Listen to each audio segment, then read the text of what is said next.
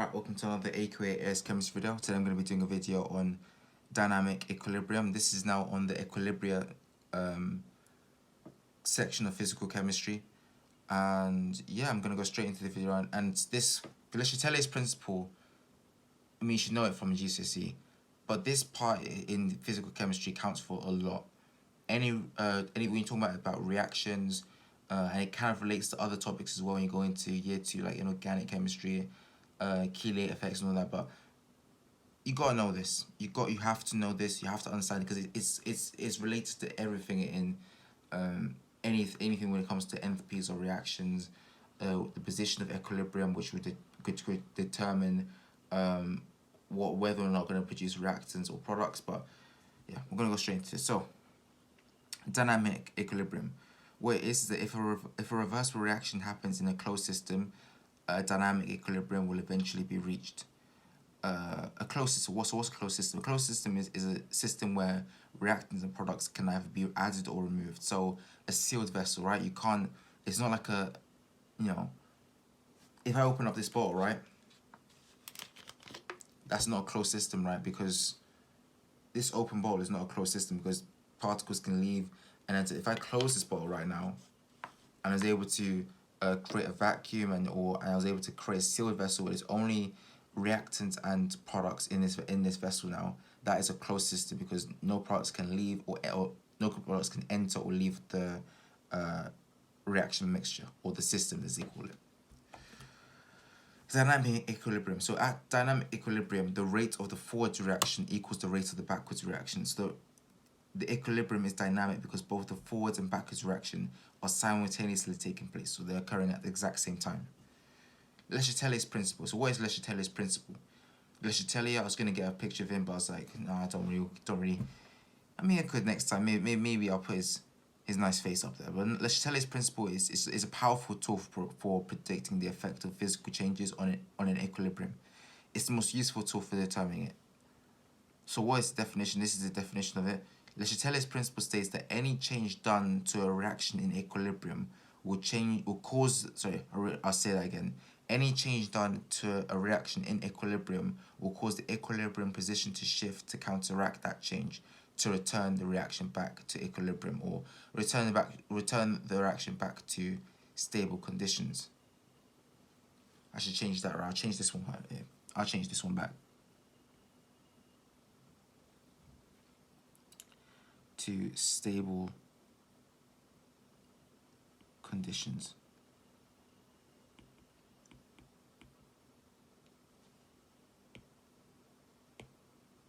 Yes. All right, so what changes? So if there's a change, I said it here, so if there's a change done to this reaction, what could be we know that any change will be opposed to bring the reaction back to stable conditions, right? By causing a shift in the equilibrium position. But what changes is Le Châtelier talking about here? Well, he's talking about changes in temperature, pressure, concentration. There's one that you might think that's on here, but it's not actually going to change the position of equilibrium. I'm going to go through each of these. So what do I mean by equilibrium position, right? So the equilibrium position describes how much of each chemical you have. So if you have 50-50 or 50% reactants and 50% products, that's one position. And if you have 75% reactants and 25% products, that's another position. It's just about kind of, let's think of it as a proportion of your reactants and products, right? And that middle ground is your or how likely your reaction is to go left or right. That's your equilibrium. Your equilibrium determines whether or not the reaction is going forwards or backwards. Is pretty much which direction the reaction is going in. If it's 50-50, then it's pretty much stable. If it's 75% reactants, 25% products, then it's predominantly going to your right or towards the product side, forming products. Le Châtelier's principle in practice. So if you change a system by heating it, right, increasing the pressure or changing the concentration of a reactant, the proportion of reactants and products will change too. So it will change to reduce. In this case, if I was increasing, if I was heating it, it would change it it would counter the equilibrium shift and counter the change by reducing the temperature. If I increase the pressure, the reaction will oppose this by reducing the pressure, and if I change the concentration of reactant, it will change the concentration of product. I should say. So the proportion of reactants to products will change to. I say reactant slash products, right? Sorry, reactant slash product. Because I wasn't very specific here. No, if I'm changing the reactant, I'll change the product. Sorry, my bad.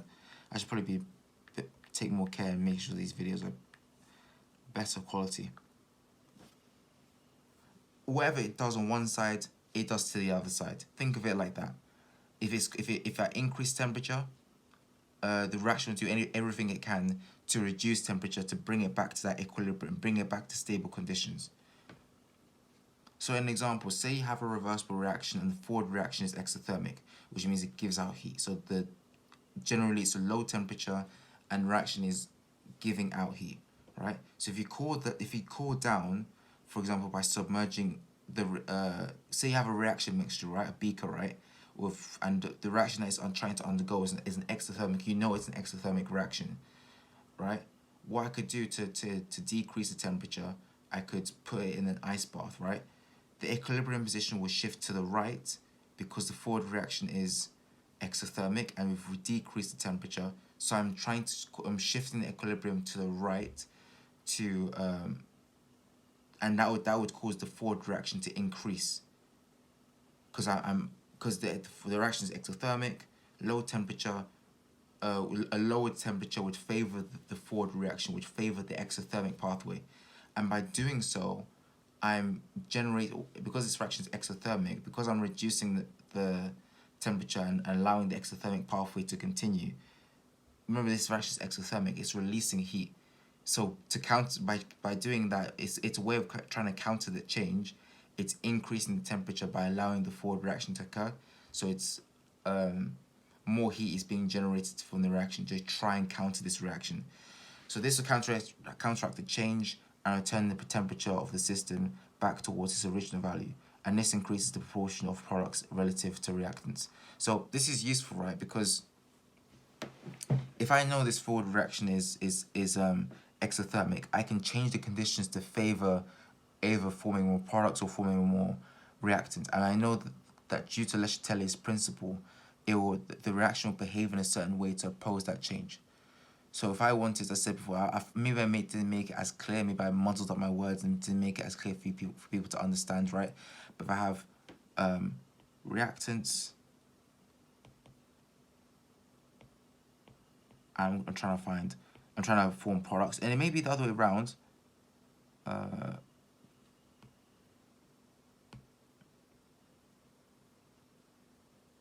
Products, right? And it's an equilibrium, so it should be a reversible reaction, right? If I know the enthalpy change for this reaction, enthalpy change should be in my previous.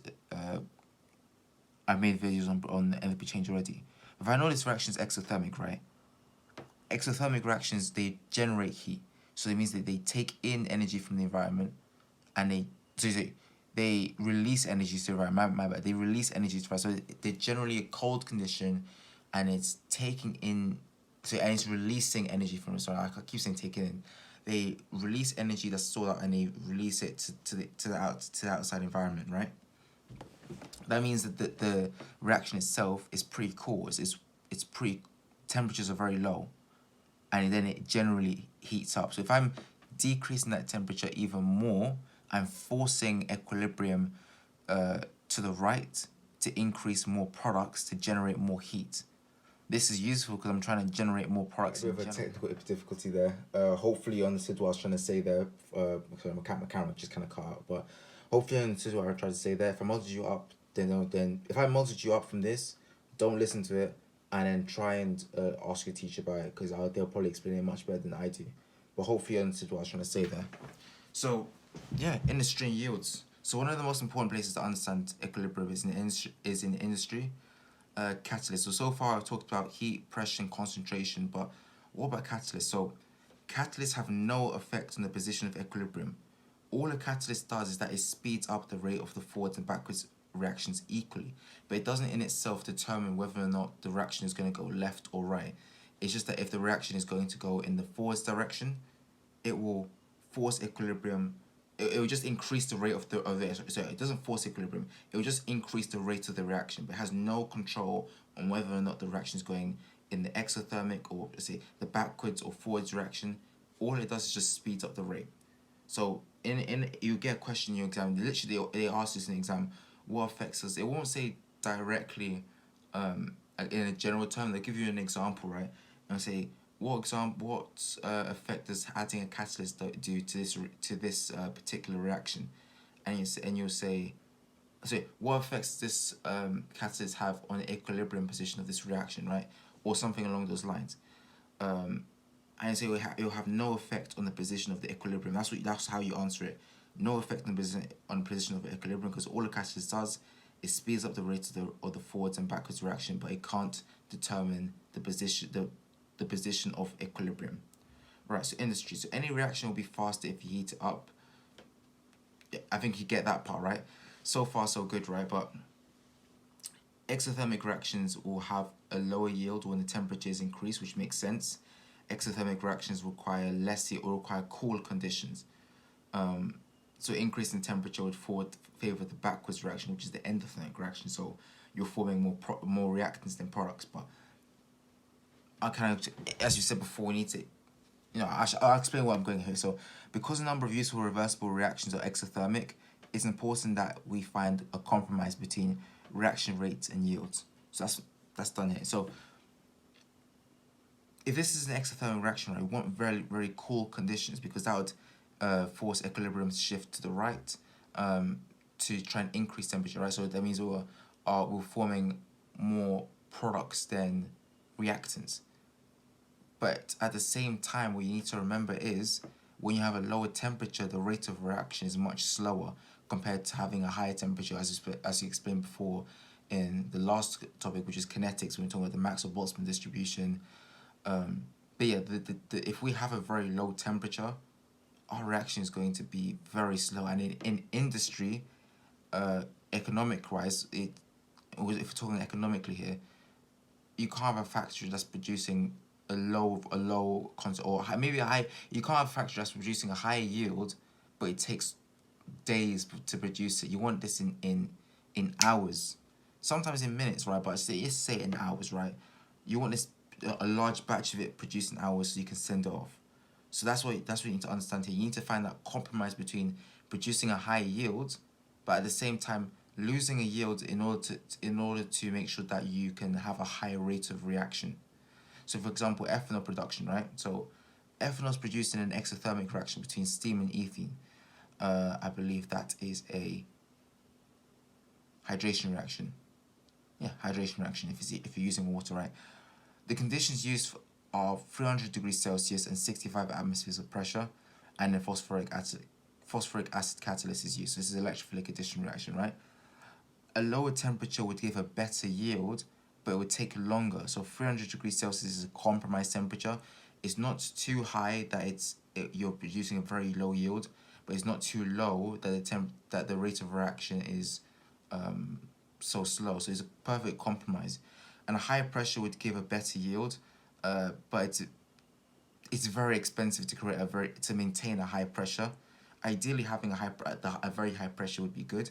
It's also dangerous as well. It's dangerous to have high pressures and try and maintain that, unless you've got the right equipment and right specialists to do this. It can lead to obviously explosions or whatever. Like you don't want to have that, obviously. So 65 atmospheres is a compromised pressure because it's a relatively economically stable pressure to have, because it's not too expensive and it's not too risky. The reason why I'm mentioning all of this, you think to yourself, why are you mentioning all of this? It's not gonna come up in the exam. The reason why I'm mentioning all of this is because you may get a 6 marker in your exam, right? And they'll say, and actually not maybe, you it's a very high chance you get a 6 marker in your exam, and they'll ask you something along the lines of evaluate so-and-so reaction under these reaction conditions.